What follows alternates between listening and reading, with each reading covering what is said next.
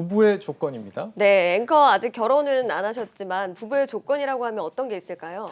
글쎄요, 뭐 제 주변의 사람들 들어보면 일단 뭐 사랑해서 결혼했다고 다들 그러던데 사랑이 조건 아닙니까? 네, 알겠습니다. 재미가 없군요. 네. 여러 이유가 있겠지만 부부로서 함께 성장한다 이런 조건을 채우지 못해서 이혼한 부부가 있었습니다. 바로 빌 게이츠 부부인데요. 이 얘기를 오늘 해드리려고 합니다. 그렇죠. 이혼한다는 소식이 화제가 됐는데 정말 이혼에 그렇게 뭐 멋진 이유라는 게 있을까요? 네, 일단은 트위터에 이혼 사실을 좀 밝혔는데요. 함께 성장할 수 없었다. 이런 거 말고는 구체적인 사유는 밝히지 않았습니다. 네. 이혼을 하더라도 2000년대에 함께 세운 빌 앤드 멀린다 게이츠 재단에서는 함께 일한다고 하는데요. 이 재단은 질병과 기아 퇴치를 목표로 하고 있고요. 최근에 코로나 극복을 위한 활동을 진행하기도 했습니다.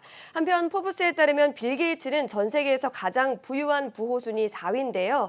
이번 이혼 결정에 따라서 천문학적인 규모의 재산 분할도 이뤄질 가능성이 있습니다. 사람들이 이혼 사유보다도 재산 분할에 더 관심이 많은 것 같아요. 그래서 이게 어떻게 분할이 되는 겁니까? 우선 빌 게이츠는 우리 돈으로 29조 원이 넘는 마이크로소프트 주식 1.37%를 보유하고 있습니다. 이외에도 퍼시즌스 호텔이나 캐나다 국립철도 등의 거대 지분과 부동산 등을 대거 보유한 것으로 알려지고 있는데요.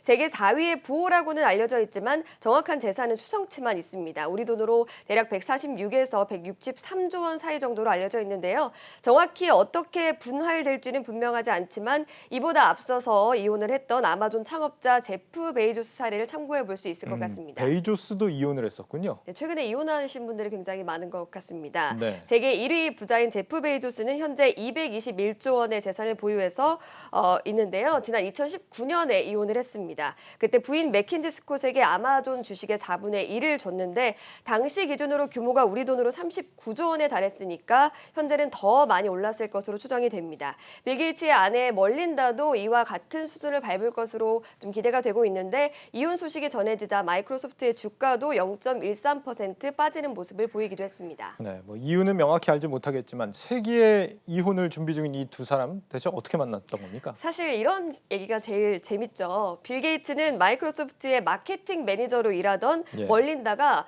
자신보다 퍼즐이나 퀴즈를 더 잘 맞히는 모습을 보고 반했다고 합니다.